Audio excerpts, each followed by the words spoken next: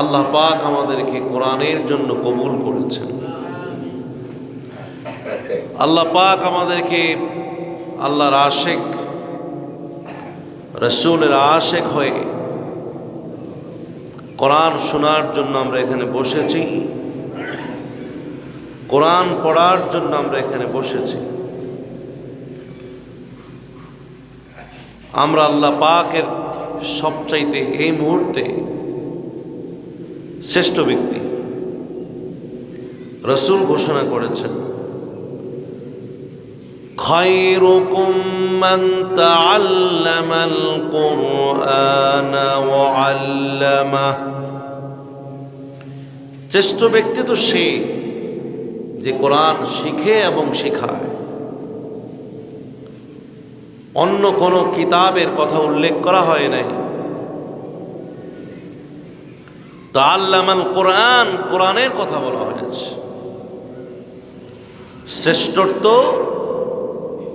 সম্মান, মর্যাদা পেতে হলে কোরআন ছাড়া বিকল্প নাই। কোরআন দিয়ে কবরে নাজাত পাওয়া যায়, কোরআন দিয়েই হাসরে নাজাত পাওয়া যাবে, কোরআন দিয়েই আমরা ফুলসিরাত পার হতে পারব। কোরআনের মাধ্যমে জাহান্নামের শাস্তি দূরীভূত হয়ে যাবে। কোরআনের মাধ্যমে জান্নাতের মধ্যে নিয়ামত হাজার গুণে গুণে বাড়তে থাকবে। সুবহানাল্লাহ। মুমিনদের পরিচয় কি? ইন্নামাল মুমিনুনা আল্লাযীনা ইযা যুকিরাল্লাহ ওয়াজিলাত قلوبهم وإذا تليت عليهم آياته زادتهم إيمانا। মুমিনের পরিচয় হচ্ছে সে আল্লাহর জিকির করবে। আল্লাহর জিকির করবে সে। কেন করবে? ওয়াজিলাত কুলুবুহুম, তার কলবটাকে আল্লাহর ভয়ে প্রকম্পিত করে কলবটাকে একটি মূল্যবান দামি কলব বানায়া ফেলবে। সেই কলব দামি যে কলবে আল্লাহর জিকির থাকে। আর জিকিরটা করে কে? মুমিনরাই করে। এটা আল্লাহ পাকের ঘোষণা যে তারা আলামত হচ্ছে এক নম্বর আল্লাহকে ডাকে তারা। ওয়াইদা তুলিয়াত আলাইহিম আয়াতুহু, আরেকটা আলামত হলো এই মুমিনরা কোরআন শরীফ তেলাওয়াত করে, কোরআনকে বন্ধু হিসাবে গ্রহণ করে। দুনিয়ার কাউকে বন্ধু বানালে রাত গভীর হলেই বন্ধু হারায়া যাবে। আর রাত গভীরও যদি বন্ধুর প্রয়োজন হয়, কোরআন খুললেই সে বন্ধুর সাথে কথাবার্তা বলা যায়।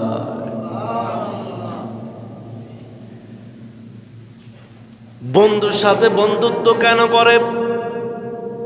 বন্ধুর সাথে বন্ধুত্ব এই জন্য করে যে সুখ দুঃখের কথা বন্ধুর সাথে সে শেয়ার করে কথাবার্তা বলে। আর আল্লাহ সুবহানাহু ওয়া তাআলা বললেন, এই কোরআনকে যে বন্ধু হিসাবে গ্রহণ করে নিল, যখন ওই বন্ধুর সাথে কথা শুরু করে দেয়, জাদাতুহুম ঈমানা,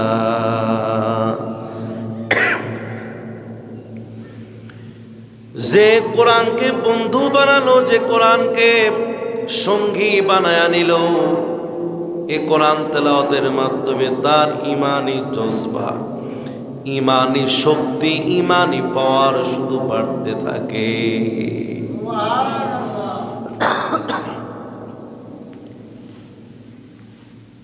আমাদের ইমানের শক্তি বাড়ানো প্রয়োজন, ঠিক না? আমাদের এখানে আসা বসা কষ্ট করা এই জন্য, ইমানের শক্তি পাওয়ার জন্য। প্রিয় ভাইরা, সবচাইতে ভয়ঙ্কর জায়গা কোনটা বলতে পারবেন? কবর। মানুষের জীবনের সবচেয়ে ভয়ঙ্কর জায়গাটুকুন হচ্ছে কবরের জায়গা। কিন্তু সেই কবর কি আমাদেরকে যেতে হবে না? ভয়ের জায়গা ঠিক, কিন্তু যেতে হবে। ভয়ঙ্কর জায়গা, কিন্তু যেতে হবে। এই ভয়ঙ্কর জায়গায় আপনার বাবা, আপনার দাদা, আপনার আত্মীয় স্বজন চলে গেছে। এখন আমার বাকি আমি যাব। এখন আমাকে সে ভয়ঙ্কর জায়গা কি, আমাকে সেই জায়গাটুকুনকে, ভয়ঙ্কর জায়গায় কি আমাকে সেখানে থাকতে হবে। সাহসী ব্যক্তি ছাড়া ভয়ঙ্কর জায়গায় থাকা তার পক্ষে সম্ভব নয়। সাহসী ব্যক্তিরাই ভয়ঙ্কর জায়গায় তারা থাকতে পারে সংগ্রাম করে। এই সাহসী ব্যক্তিকে কেউ দুর্বল করতে পারবে না। আল্লাহ পাকের ঘোষণা হচ্ছে, এই ভয়ঙ্কর জায়গায় একমাত্র সাহসী ব্যক্তি তারাই যারা মুমিন, পূর্ণ ইমানদার মুসলমান ব্যক্তিরা। সুবহানাল্লাহ।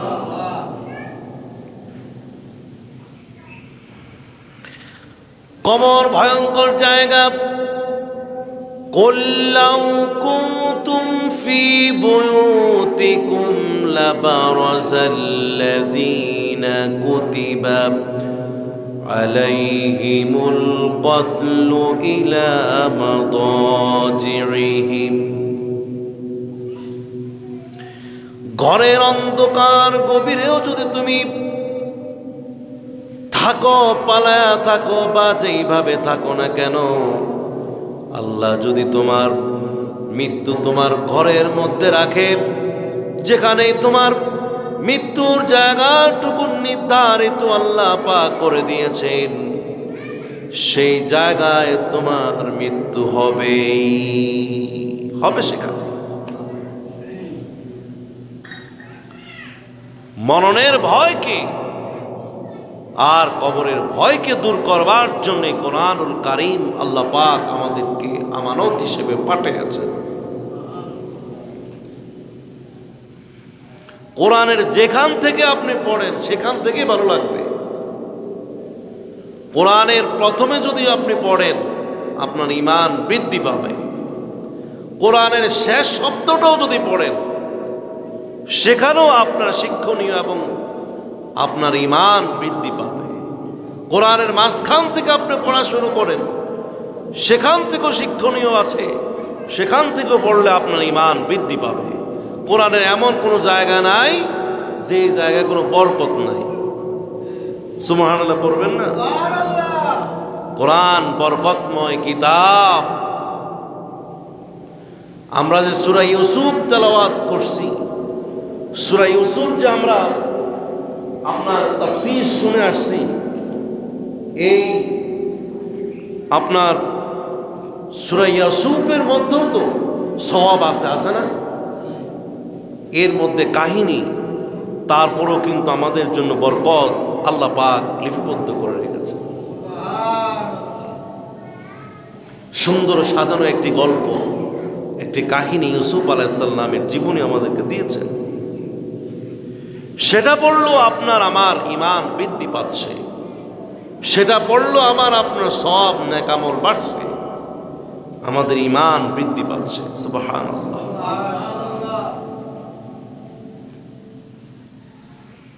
আমি একটু এই ভয়ঙ্কর জায়গা সম্পর্কে বলে আমরা তাফসীরের দিকে যাব ইনশাআল্লাহ। ভয়ঙ্কর জায়গা কবর, এটাকে আরবিতে বলা হয় মাকবারা। কি বলে? মাকবারা। মাকবারা কবরস্থানকে কি বলে? মাকবারা। এই গোরস্থান, এই মাকবারায় আমাকে থাকতে হবে।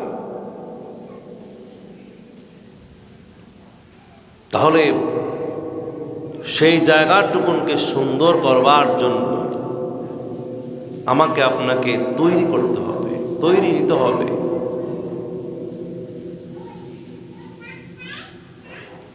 বাদশাহ হারুনুর রশিদ এর দরবারে এক পাগল, দরবারে বলতে সেই দরবারের যেই গোরস্থান, সেই গোরস্থানের মধ্যেই সে পাগলা, রাত দিন সেখানেই থাকে। বাদশাহ বলল, পাগল, তোর কি পাগলামি জীবনে শেষ হবে না? মানুষ কি কবরস্থানে থাকে নাকি? পাগল চিৎকার দিয়ে বলল, বাদশাহ রে, আমি পাগল নই, বরং তুমি পাগল। কেউ তো কবরস্থানে, কে কবরস্থানে থাকবে না? তুমি বলো, তুমি যেই স্থানে তুমি ঘুমাও, যেই ঘরে তুমি ঘুমাও, যেই জাজিমের উপরে তুমি ঘুমায়া থাকো, বলো তো মৃত্যুর পরে তোমার এই জাজিম আর এই ঘরটার মধ্যে থাকবে কে?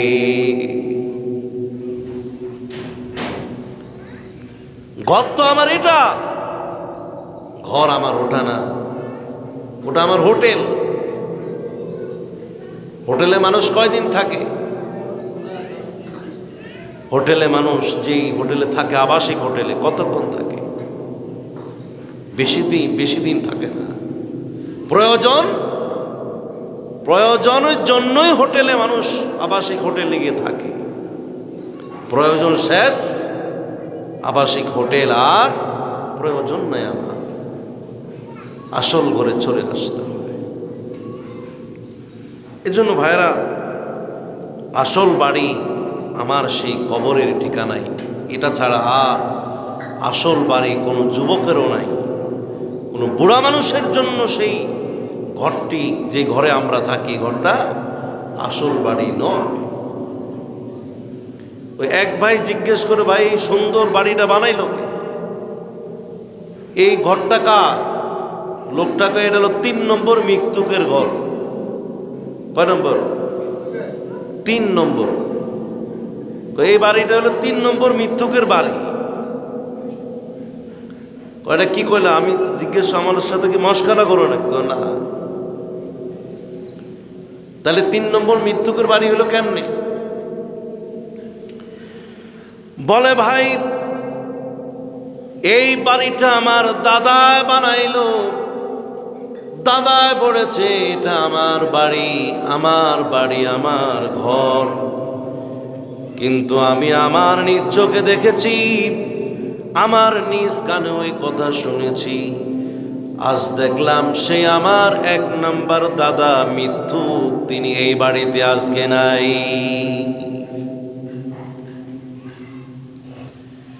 দ্বিতীয় ব্যক্তিকে আমি দেখলাম, আমার বাবা এই কথা বলেছে, মানুষের ধারে ধারে বলেছে, এই বাড়িটা আমার বাড়ি, আমার বাড়ি, আমার ঘর। আমি চিন্তা করে দেখলাম, আমার বাবা আজকে দুনিয়াতে নাই।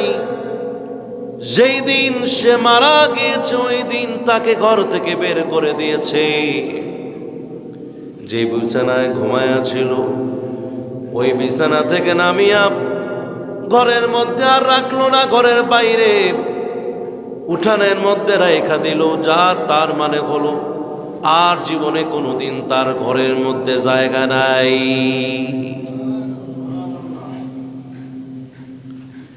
আমার বাবাকে আমরা তাড়িয়ে দিলাম, এখন 3 নাম্বার হইলাম আমি। ওয়ারিশ সূত্রে এই বাড়ি আমার, এই ঘর আমার। এজন্য ভাই আমি বলেছি, আমিও তো আমার দাদার মতো আমাকেও আমার সন্তানরা বের করে দেবে। আমাকে আমার বাবার মতো আমার সন্তানরা বের করে দিবে। তাহলে এই যে আমি বললাম, আমার বললাম, আমার ঘর বললাম, আসলে আমি দেখলাম এই ঘর আমার না। আরে যেখানে কয়েকজন মানুষকে আমরা দাফন কাফন এই কয়েকদিনের মধ্যে করলাম, যে ব্যক্তি মারা গেল সে তো আগের দিনও জানে না তার বাড়িটা কোথায় হবে।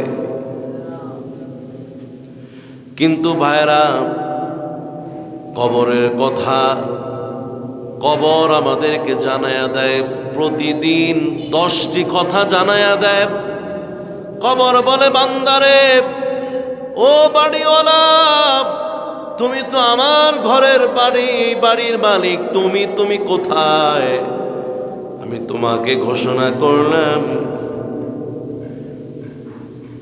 কবর বলে, হে রে আদম সন্তান, আমার বাড়িওয়ালা, আজ আমার পৃষ্ঠে তুমি লাফালাফি করো, দৌড়াদৌড়ি করো, অতি সত্বর তোমার লাফালাফি বন্ধ হয়ে যাবে, তোমার দৌড়াদৌড়ি বন্ধ হয়ে যাবে। অতি তাড়াতাড়ি তুমি আমার এই বাড়ির মধ্যে চলে আসতে হবে। প্রতিদিন আমাদেরকে ডাকছে। আল্লাহর হাবিব বললেন, ওই কবরের সেই বাড়ি বলে, এ বাড়িওয়ালা রে, তুই আমার জমিনের পিঠের উপরে দাঁড়ায়া দাঁড়ায়া তুমি পাপ কাজ করো, গুনার কাজ করো। তুমি মনে রাখো, আমার এই বাড়ির মধ্যে আসলে তোমার জন্য কোনো শান্তি হবে না। আমার এই বাড়ির মধ্যে তোমার পাপের কারণে তোমার ঘরের মধ্যে জাহান্নামের শাস্তি, জাহান্নামের আগুন চলে আইতেছে, জাহান্নামের সাপ বিচ্ছুগুলি তোমার জন্যই জমা হচ্ছে। এর বাড়িওয়ালা, তুমি পাপ করিও না, গুনার কাজ তুমি জমিনে করিও না। আল্লাহর নবী বললেন, সে কবর আবার বলে, প্রতিদিন এই কথাটা বলে, ও বাড়িওয়ালা,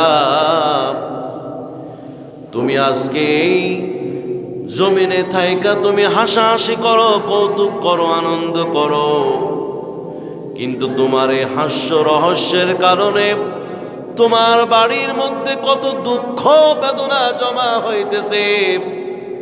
তোমার হাজার হাজার বছর দুঃখ কষ্ট বেদনাইতে কাটাইতে হবে।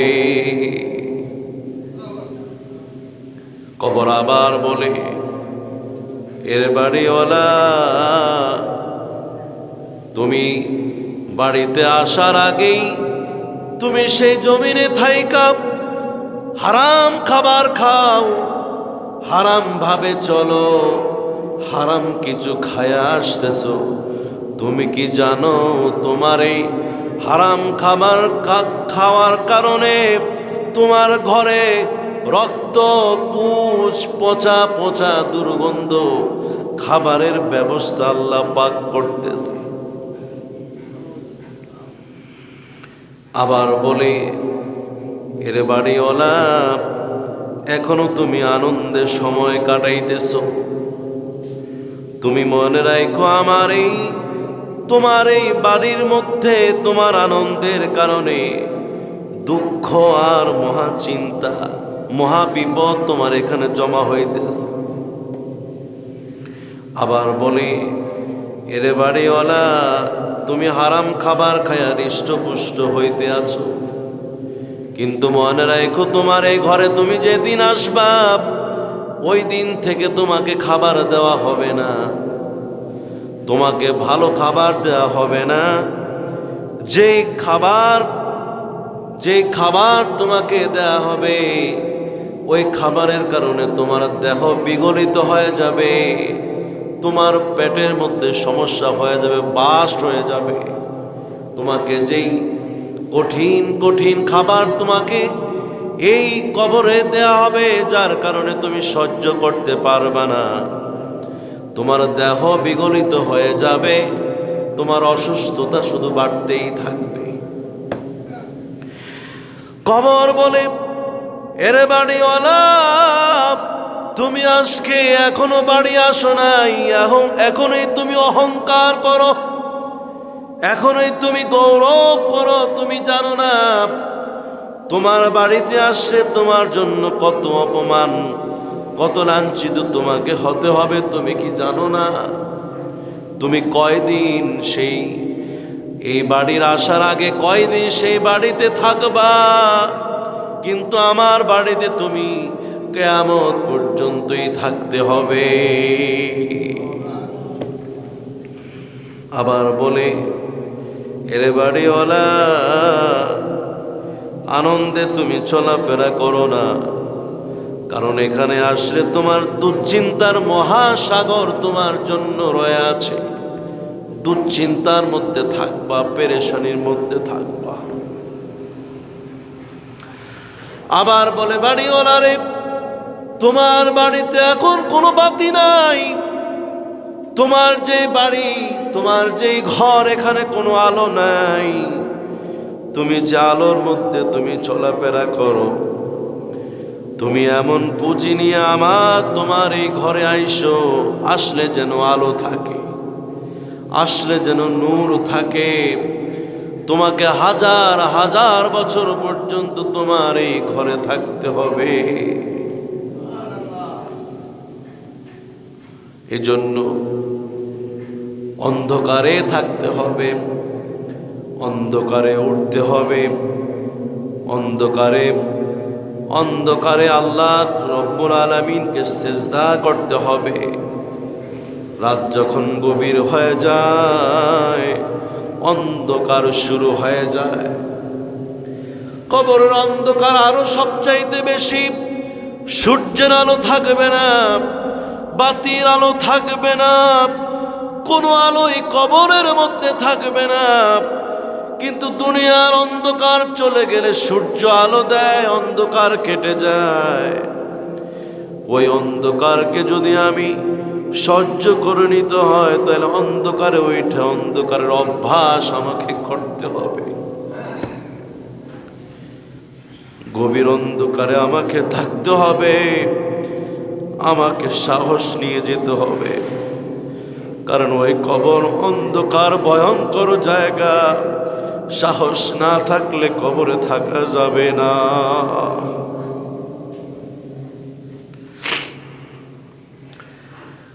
কবর বলে, শেষ সর্বশেষ বলে, এরে বাড়িওয়ালা, তুমি আজকে দল বল নিয়া, তোমার আত্মীয় স্বজন নিয়া তুমি চলাফেরা করো, তোমাকে এ কথা বিশ্বাস করতে হবে, তোমার বাড়ির মধ্যে তুমি একা একাই তোমাকে থাকতে হবে। একা।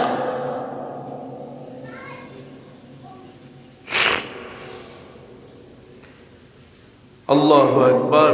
সাহস না থাকলে সে কবরে থাকা সম্ভব নয়। যখন রূহ বিচ্ছিন্ন হয়ে যায়, আকাশ থেকে একজন ফেরেশতা 3টা প্রশ্ন করে। রূহকে বলে, রে রূহ, যেই রূহ তোমাকে আমি তোমার দেহের মধ্যে দিয়েছিলাম,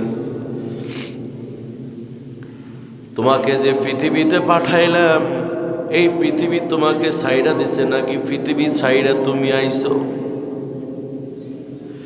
পৃথিবী তোমাকে ত্যাগ করে দিয়েছে, দূর করে দিয়েছে, নাকি তুমি পৃথিবীকে ত্যাগ করে আসছো?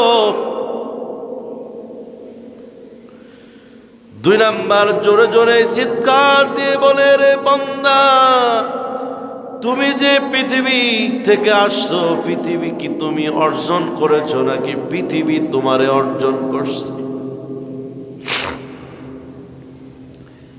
আবার বলে যে, রে রূহ, আজকে তুমি যে আমার কাছে আইছো, বলো পৃথিবীকে কি তুমি গ্রহণ করেছো নাকি তুমি পৃথিবীকে গ্রহণ করেছো। হ্যাঁ, কি করছো কও? 10 তলা 20 তলা বাড়ি বানাইলাম, ঘর বানাইলা, জাজিম বানাইলা, এসি করলা, কত কষ্ট করে ঘরটা বানায়া তোমার সেই ঘর কোথায়? ঘরগুলো কার জন্য তুমি রেখে দিয়ে এসেছো? কই এগুলি? তোমার ঘর তো এখানে, তোমার ঘর তো গোরস্থানে, তোমার ঘর কই? তোমার এই ঘর তো একতলাও নাই, তোমার এই ঘরের তো কোনো ভাঙ্গা ঘরের মধ্যে তুমি এসেছো, কিছু নাই কেন? যখন মানুষ মরে যায় গোসল দেওয়ার সময় তাকে ডাক দিয়ে বলে, বান্দা তোমার শক্তি কোথায়? তোমার গোসল তো তুমি করতে পারো না, তোমার ওযু করার শক্তি নাই, গোসল করার শক্তি নাই, তোমার এই দেহের শক্তি কোথায় গেল?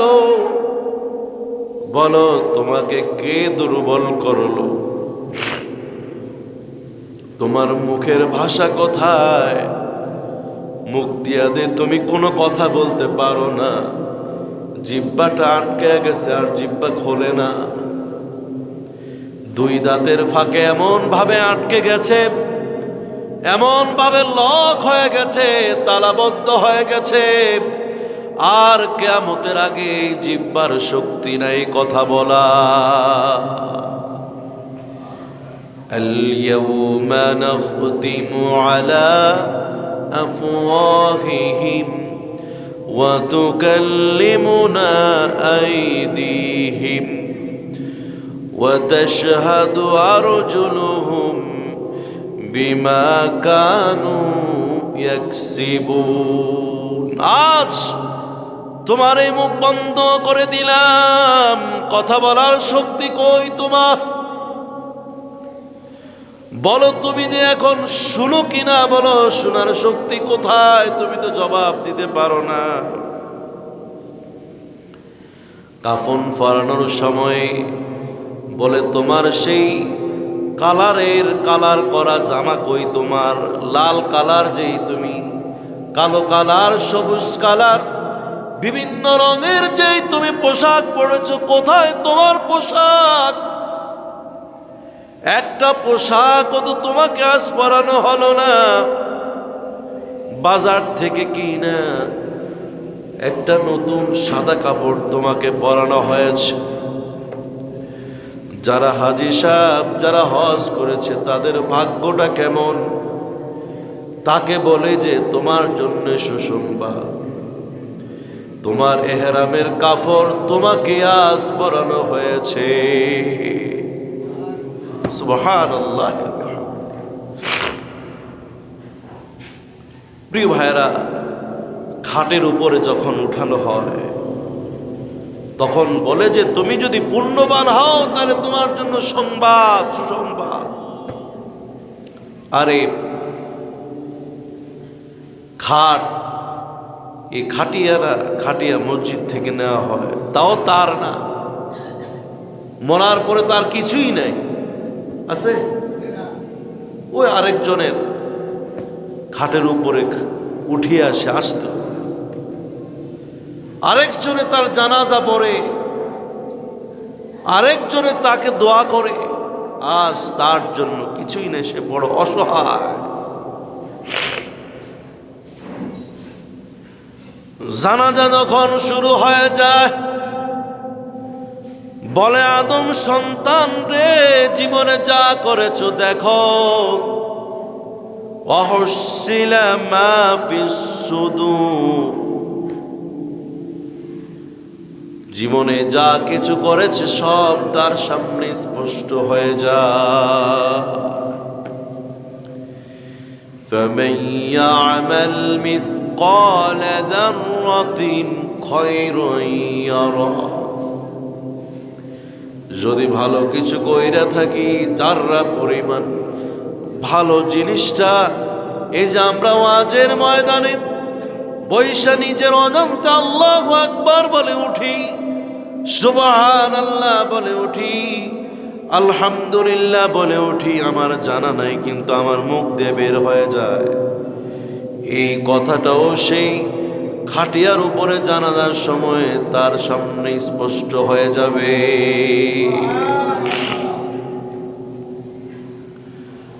যখন কবরে যায়, কবরের মধ্যে রাখা হয়, 3 ব্যক্তি কবরের মধ্যে নামে।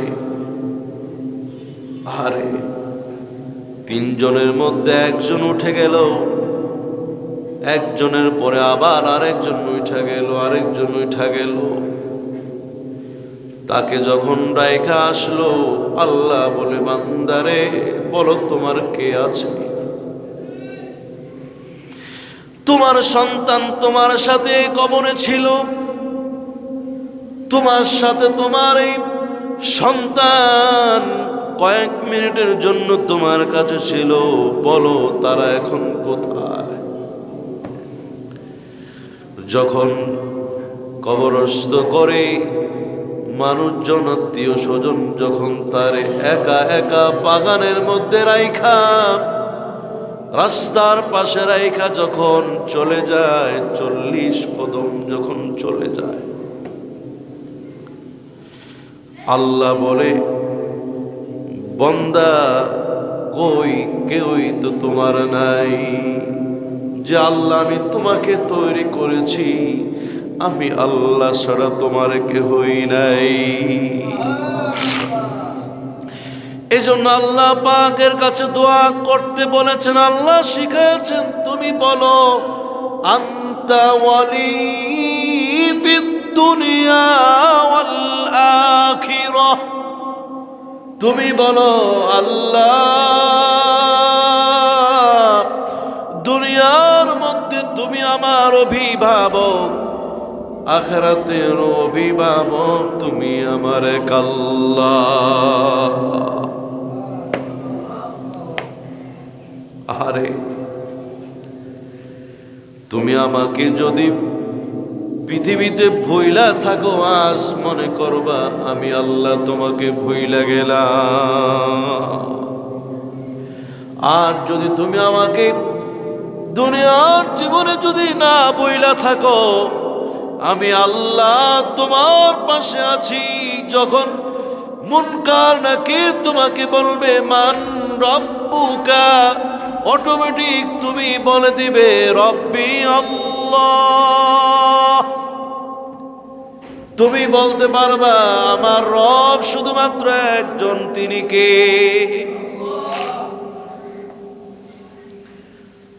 আবার যখন তোমাকে প্রশ্ন করবে ওয়ামা দীনুকা, তোমার ধর্মটা কি, তুমি তখন বলতে পারবা দীনিয়াল ইসলাম, আমার ধর্ম ছিল একমাত্র শ্রেষ্ঠ ধর্ম, ইন্নাদ-দীনা ইনদাল্লাহিল ইসলাম।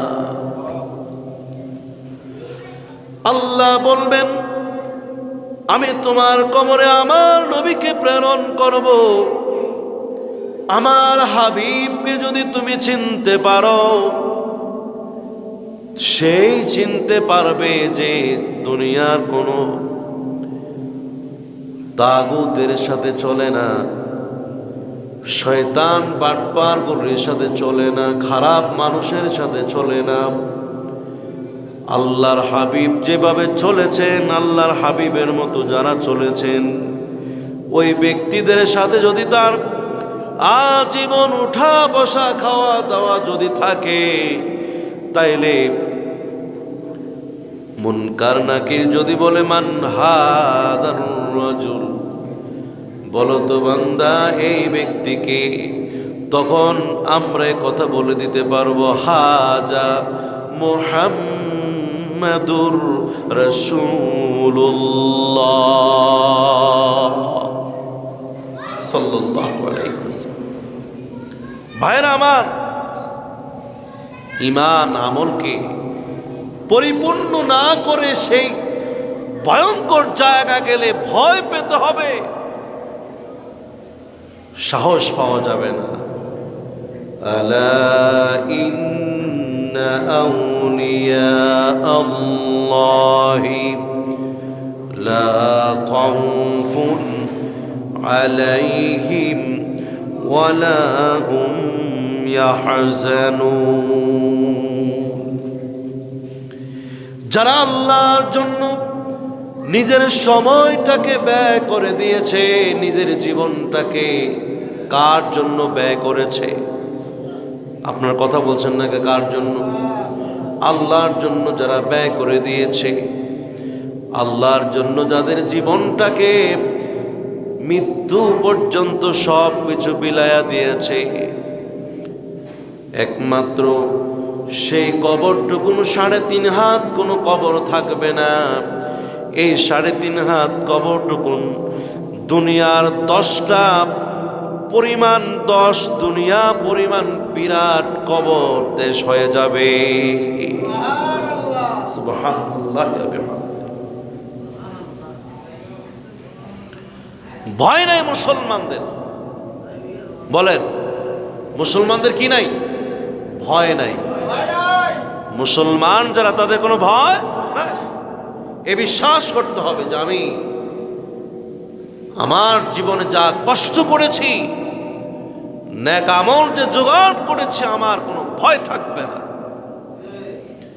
এই বিশ্বাস, সাহসটুকু আমার মৃত্যু পর্যন্ত যদি থাকে, শয়তান আমাকে ধোঁকা দিতে পারবে না ইনশাআল্লাহ।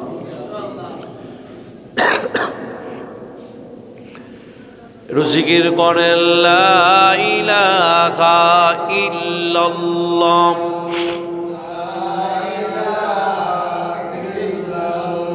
সবাই পড়েন লা ইলাহা,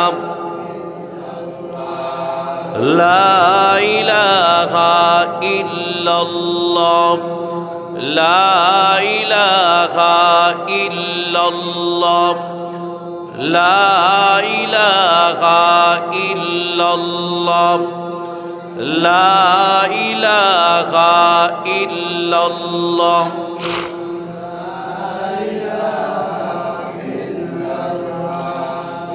লা ইলাহা ইল্লাল্লাহ,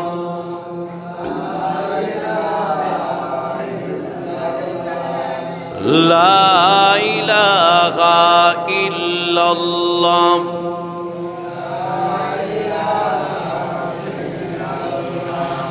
লা ইলাহা ইল্লাল্লাহ, মুহাম্মাদুর রাসূলুল্লাহ সাল্লাল্লাহু আলাইহি ওয়াসাল্লাম। এবার বলেন, ইউসুফ নবীর সাহস কি কম না বেশি? কারণ কি? তিনি সেই শক্তি অর্জন করেছেন। তাইলে কেউ যদি কারোর মারিয়েও নেয়, কোনো সমস্যা আছে? সাহাবায়ে কেরাম যুদ্ধের ময়দানে গেলেন কি মরার জন্য না বাঁচার জন্য? ঘটনা কি? মরতে যায় কেন? শাহাদাত বরণ করতে যায় কেন? কারণ একটাই, কবর দেশ, হাসরের দেশ। আমার আসল ঠিকানা যত আগে যাওয়া যায়, যত পুঁজি নিয়ে সেখানে যাওয়া যায়, ততই আমার সাহস, ততই আমার নিয়ামত, ততই আল্লাহ পাকের সব কিছু পাওয়া যাবে ইনশাআল্লাহ।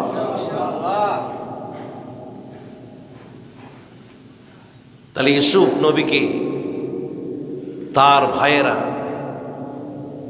বিক্রি করে দিল 18 দিরহাম।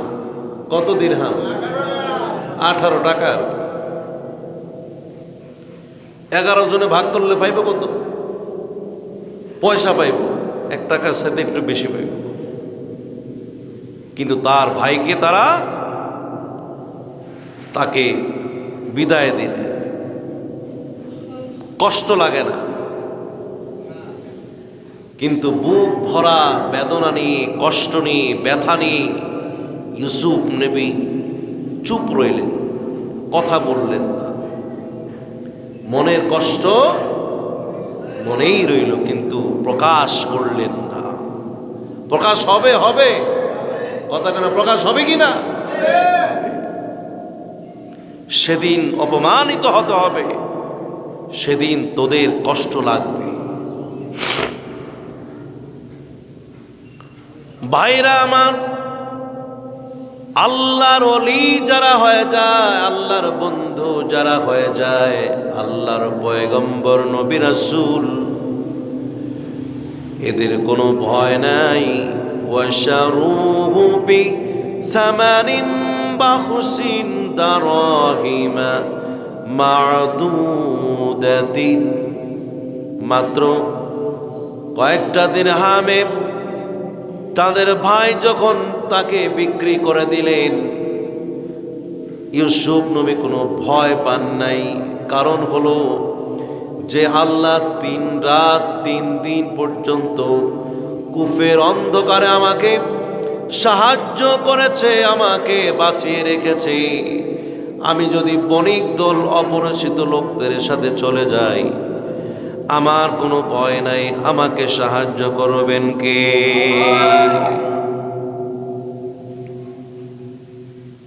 প্রিয় ভাইয়েরা আমার, ওয়াকানু ফীহি মিনাজ জাহিদিন, যেই অর্থ তারা পেয়েছে একেবারে নগণ্য পেয়েছে। এটা দিয়ে কয়দিন চলতে পারবো? আল্লাহ বললেন কয়দিন চলবে, কম। কিন্তু ভাইকে তো হারাইয়া ফেললে। আবার বাবার ভালোবাসা পেতে চাও, ইউসুফ নবীকে তাড়াইয়া দিয়া, ঘর থেকে তাড়াইয়া দিয়া বাবার ভালোবাসা পেতে চায়। ভাই আরেক ভাইরে কি মারিয়া সে ঘরের মধ্যে থাকবো, বাপ মায়ের কি নিব? ভালোবাসা নিব। ভালোবাসা বাপ মা এমনি করবো? কথা করে এমনি? আরেক বাইরে কি মারলে কি আপনার মা, বাবা মা আপনাকে ভালোবাসবে নাকি? না। এটা ছিল তাদের ভুল পদ্ধতি। যদি তারা ঠিক মতো চলাফেরা করত, আল্লাহর কাজ করত, তাহলে তাদের বাপ ইয়াকুব নবী তাদেরকে আদর করতেন, ভালোবাসতেন, মাথায় তুলে রাখতেন। ঠিক কিনা বলেন?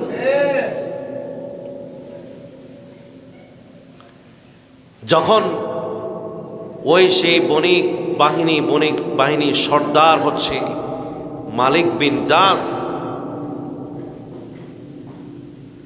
বললেন যেহেতু আমরা তাকে কিনে ফেলেছি, কাগজপত্র করে ছিলমোহর করে তারা যখন নিয়ে যাবেন, ওই সময়ে তাদের ভাইদের সামনেই এই ইউসুফ নবীর পায়ের মধ্যে জিঞ্জির পড়াইয়া দিলেন, শিকল পড়াইয়া দিলেন।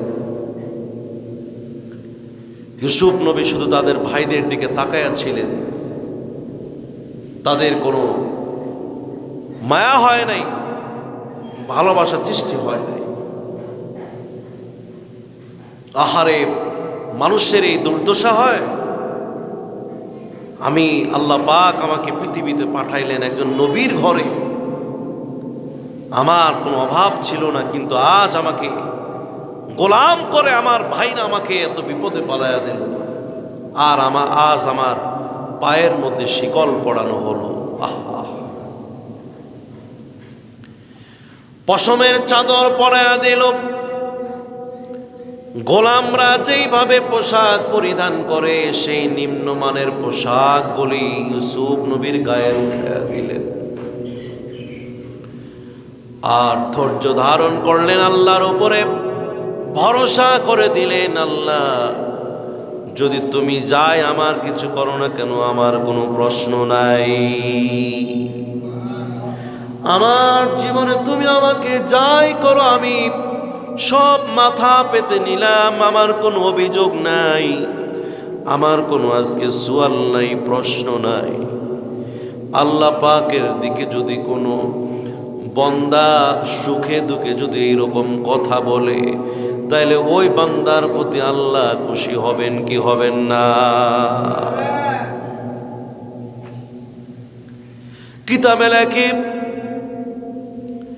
জিঞ্জির পরায়া, পশমের কাপড় পরায়া সেই বণিক দলের লোকেরা ইউসুফ নবীকে সঙ্গে করে নিয়ে যাচ্ছে। প্রতিমধ্যে ইউসুফ নবী মা রাহেলার কবরস্থানের কাছে গেল। সেখানে গিয়ে বণিক দলকে বললেন, কাফেলারে আমি সামনে যাব, তবে আমি এই কবরের পাশে দাঁড়ায়া কবর শেষ কবর জিয়ারত করে আমি সামনের দিকে যেতে চাই। আরে কি কান্না! মায়ের কবরের পাশে দাঁড়ায়া অভিযোগ করলেন, মা তোমার সন্তানরা আজ আমার সাথে ব্যবহার করছে, আজ আমাকে ঘর থেকে তাড়া দিল, আজ আমাকে ঘর থেকে বের করে দিল, বিক্রি করে দিল।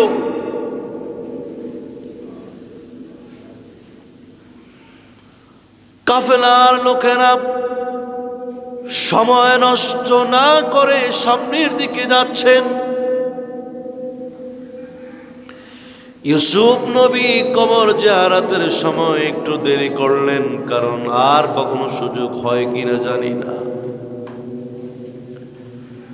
কাফেলার একটা লোক দৌড়ায় এসে বলল, এরে গোলাম, তোর যে চুরির অভ্যাস, তোদের ভাই যে চুরির অভ্যাসের কথা বলেছে, আসলে যে পলানোর অভ্যাস তোর, এই জন্য এখানে দাঁড়ায় আসো। দেখো না কাফেলা কত দূরে চলে গেছে। তার গালের মধ্যে চপেটাঘাত করে বসলেন। নাউজুবিল্লাহ।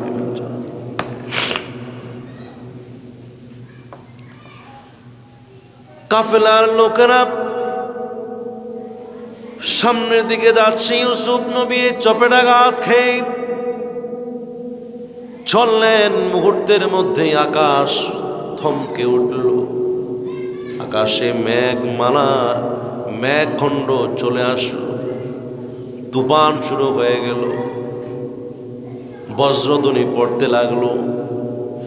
এত বিভীষিকাময় সময়, ভয়ঙ্কর ঝড় বৃষ্টি যখন শুরু হয়েছে, এই মরুভূমিতে তাদের বাঁচার আর কোনো সুযোগ ছিল না। তখন কাফেলার সর্দার মালিক বিন জাজ বলল, বলো আমাদের এই কাফেলার মধ্যে এমন কোন অপরাধী আছো? বলো কি অপরাধ করেছো যার কারণে আল্লাহ পাক আমাদেরকে বিপদ দিতেছে? সুবহানাল্লাহ।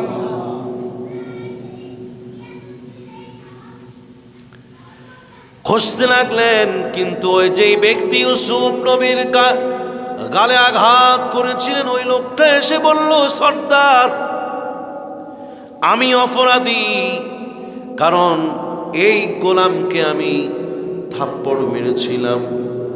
সাথে সাথে আমি দেখলাম আকাশে মেঘখণ্ড এসে গিয়েছে। আমার মনে হয় যে এই আমি যে জুলুমটা এই গোলামের প্রতি করেছি, আল্লাহ সহ্য করতে পারে নাই, যার কারণে আমাদেরকে বিপদ দিয়েছে। তার কাছে ক্ষমা চাইলেন, গোলামের কাছে ক্ষমা চাইলেন। ইউসুফ নবী আল্লাহর কাছে দোয়া করলেন, আল্লাহ বিপদ কাটে আনাও। মুহূর্তের মধ্যে সেই বিপদ কেটে গেল, আর সব দিকে আলোকিত হয়ে গেল। আল্লাহু আকবার। ভাইরা, আল্লাহওয়ালা মানুষের সাথে বেয়াদবি করা যায় না। যদি আপনি উপকার না করতে পারবেন, অপকার করেন না, ক্ষতি করেন না, চুপ করে বসে থাকবেন। আদব ঠিকঠাক রাখতে হবে, আদব শিখতে হবে। বেয়াদবি ফল কিন্তু পরিণাম ফল খুব ভয়ানক হয়।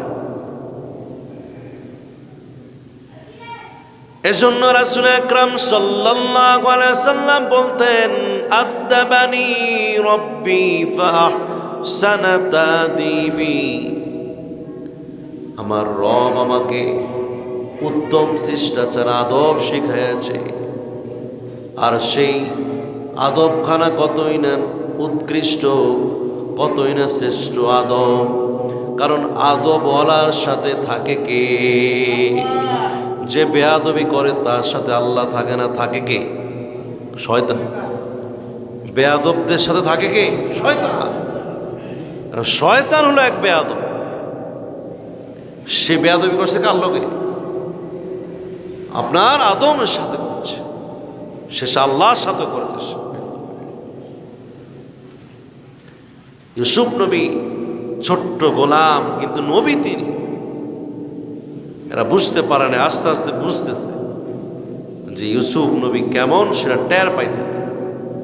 এগুলো আল্লাহ পাক আস্তে আস্তে কি করে? প্রকাশ করতেছে। ভাইরা আমার, চলতে চলতে তারা মিশর দেশে চলে গেছে। মিশরে কোথায়? মিশর দেশ আছে না এখনো? কথা কেন? মিশর দেশ কি শেষ হয়ে গেছে না? আছে না? মিশরে তিনি চলে গেলেন, কারণ মালিক বিন জাহাজের বাড়ি সেখানে, তাদের ব্যবসা সেখানে। সেখানে গেলেন, চতুর্দিকে ছড়িয়ে পড়ল যে এই বণিকরা, বণিক কাফেলা, তারা এক গোলাম এনেছে। যে গোলাম কি মানুষ না ফেরেশতা, এত সুন্দর, তার চেহারা যেমন সুন্দর, কথা তেমন সুন্দর, কিন্তু সে গোলাম। কিন্তু সে কি? গোলাম। তাকে বিক্রি করা হবে, এই কথা চতুর্দিকে ছড়িয়ে পড়ল। মালিক বিন জাজ, দেখেন আল্লাহ যদি সম্মান দেয় কি করে। দেখেন, মালিক বিন জাজ ছিলেন অনেক বড় লোক, ধনী লোক। তিনি তার ঘরের একটা রুমকে এমনভাবে সাজালেন, রুমি রেশমি কাপড় দিয়ে চাদর বানালেন, তোশক বানালেন। সেই রুমটা সাজায় গোছায়া, মাথায় মুকুট দিয়ে, যদিও গোলাম কিন্তু বেশি টাকা পাওয়ার আশায়, বিক্রি করলে টাকা বেশি পাবে, এই জন্য তাকে সাজসজ্জা করে একটা রুমের মধ্যে, ঘরের মধ্যে তাকে রেখে দিলেন। কন্যা সুবহান।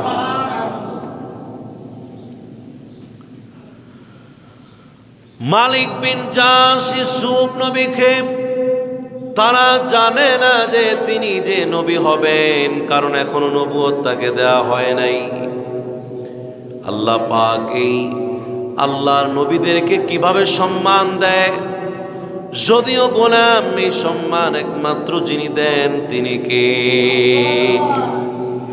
কুলিল্লাহুম্মা মালিকাল মুলকি তুতিল মুলকা মান তাশাউ ওয়া তানজিউল মুলকা মিম্মান তাশাউ ওয়া তুইজ্জু মান তাশাউ وَتُذِلُّ مَن تَشَاءُ بِيَدِكَ الْخَيْرُ।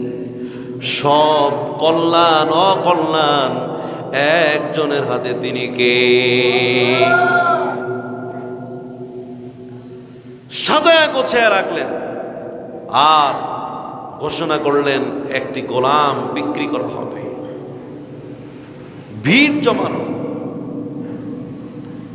অনেকে আয়সা মুলামুলি শুরু করল, কত টাকা দেবে? একজন আয়সা বলে যে 50 টাকা, 50 দিরহাম। কয় দিরহাম? আর ইউসুফ নবী মনে মনে কয়, আমারে বিক্রি করলো 18 দিরহামে। আমার ভাইরা আমার দাম জানলো না, আমার মূল্যটা দিতে পারলো না, আর মানুষ আমারে মূলায় কত? 50 টাকা। মানুষের ভিড় দেখে ইউসুফ নবী নিজেই কয় যে, মালিক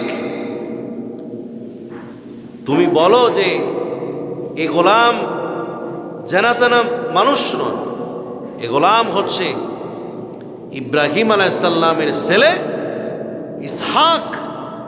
ইসহাকের ঘরে ইয়াকুব নবীর সন্তান, তার মূল্য এত কম হবে না, আরো বেশি। তুমি আরো বেশি টাকা পাইবা। কারে কয়? মালিকের বলে, মালিক তুমি 50 টাকা না আরো বেশি পাইবা। সুবহানাল্লাহ। মালিক বলল, গোলাম এইভাবে বলা যাবে না, যদি বলি তাইলে আর কেউ কিনবে না, কেউ কিনবো না। সম্মানিত বংশের লোকের যদি কিনে নেয় বিপদ আছে, কিন্তু বিনা পয়সা আবার ছুটে আসতে পারে, এই ভয় আছে। তখন বলল যে আপনি যে কি জানি ডাক দেয় না, ডাকে বিক্রি হয় না, কিছু মাছ বিক্রি হয়, কিছু কিছু বিক্রি হয় না, হাক না ডাক, কোনটারে কয়?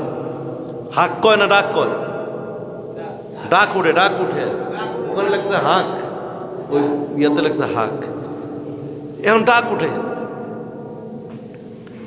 ডাক উঠতে উঠতে সেই সময়ের যেই মুদ্রা নাম ছিল বদ্রা, বদ্রা স্বর্ণ, বদ্রা স্বর্ণ, সেই এলাকা বলছে যে একজন বলছে 1000 বদ্রা স্বর্ণ দেওয়া হবে। সুবহানাল্লাহ পড়ে। আরেকজন বলল যে না, এর সাথে আমরা 1000 মারোয়ারিদ সুগন্ধি চন্দন কাঠের 1000 তবলা দেওয়া হবে। আবার আরেকজন বলল যে না, এর সাথে আমরা 1000 রুমি দেব। আবার আরেকজন বলল যে আমরা এর সাথে 1000 মিশরি জামা কাপড়ও দেব। আরেকজন বললেন আমরা এগুলোর সাথে জনি ও সোনালী লাগাম সহ 1000 বাগদাদি ঘোড়াও দেওয়া হবে। আরেকজন বলল যে আমরা আরো দেব, সেটা কি 1000 রোমীয় দাসীও দেওয়া হবে। আরেকজন বললেন আমরা এর সাথে 1000 খাত্তাবি গোলাম দেব। এরপরে আর দাম ওঠে না, কারণ আর লোক নাই এই টাকা দেওয়ার, আর এই সব জিনিস দেওয়ার লোক নাই, টাকাও নাই, লোকও নাই, সম্পদও নাই। ওদিন ডাক শেষ হয়ে গেল, এরপরে আর কেউ ডাক ওঠায় নাই। আজিজে মিশর, মিশরের প্রধানমন্ত্রীর কানে এই কথাটা গেল। আজিজে মিশর, মিশরের প্রধানমন্ত্রী, সেই মিশরের প্রধানমন্ত্রী দৌড়ে আসলো, এ কেমন গোলাম, কোনোদিন এই গোলাম, কোনোদিন তো এরকম গোলামের কথা উঠে নাই, দেখি চাই গোলাম কেমন। কিতাবে লেখে আজিজে মিশর বাজারে এসে দেখে এই সন্তান কোনো গোলাম নয়, এই গোলামের কপালে যেই নূর দেখাচ্ছে, এই নূরের কারণে বোঝা গেল এই গোলাম কোনো সাধারণ কোনো গোলাম হবে না, আল্লাহর কোনো প্রিয় বান্দা হবে।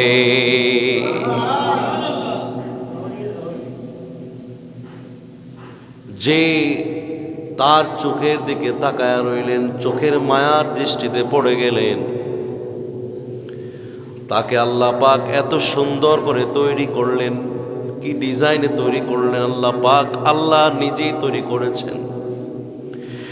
আল্লাহর হাবিব বললেন সুন্দরকে 2 ভাগ করা হয়েছে, 1 ভাগ দিয়া সারা দুনিয়ার সুন্দরকে তৈরি করা হয়েছে, আর একটা ভাগ দিয়ে শুধুমাত্র ইউসুফকে আল্লাহ তৈরি করেছে।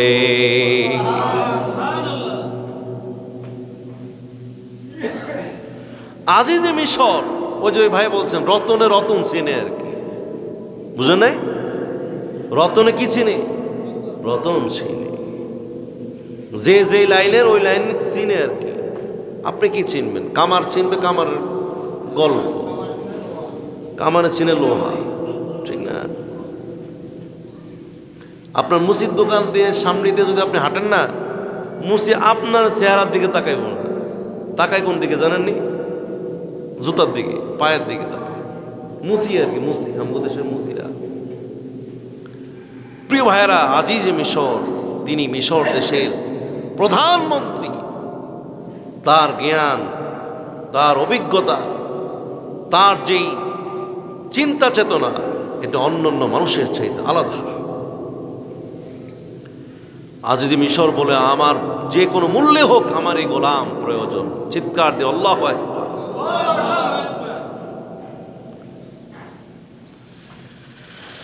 মিশরের প্রধানমন্ত্রী মিশর বললেন, এরে মালিক বিন আজাস, তোমার কি প্রয়োজন? আমি তোমাকে হাজার হাজার তলোয়ার, হাজার হাজার ছুরি তোমাকে সঙ্গে দেওয়া হবে। আর কি প্রয়োজন বলো? সব কিছু মূল্যের বিনিময়ে এত দামি, এত দাম মূল্য উঠে গেছে, শেষ পর্যন্ত এই গোলাম সেই মিশর দেশের প্রধানমন্ত্রীর ঘরে গিয়ে উঠেছে।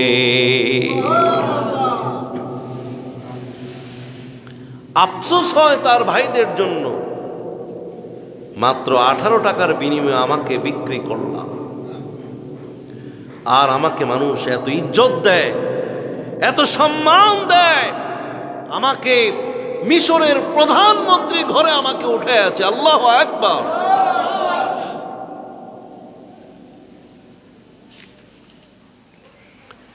ভাইরা আমার, আজিজে মিশর,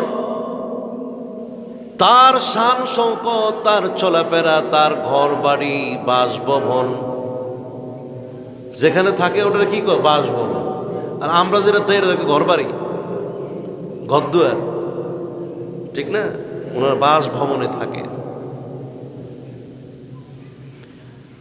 ওনার স্ত্রীর নাম ছিল জুলেখা।